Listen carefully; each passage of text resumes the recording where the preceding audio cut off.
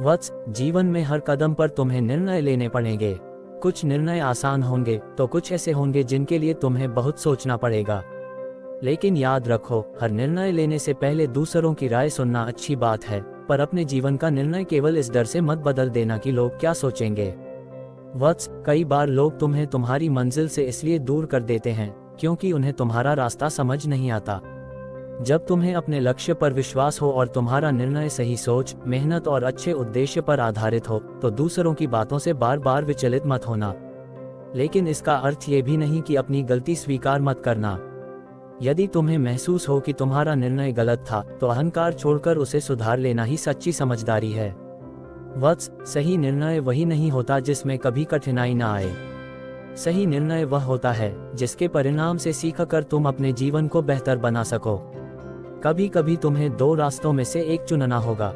उस समय डर के कारण निर्णय को टालते मत रहना। शांत मन से सोचो, अपने उद्देश्य को समझो और फिर साहस के साथ आगे बढ़ो।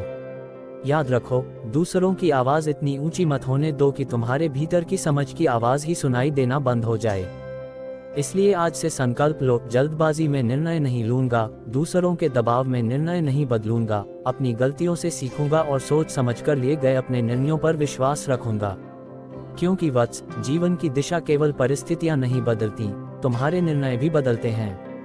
और जब तुम्हारी सोच स्पष्ट हो, उद्देश्य सच्चा हो और कदम सही दिशा में हो, तो धीरे धीरे वही निर्णय तुम्हें तुम्हारी मंजिल के करीब ले जाते हैं।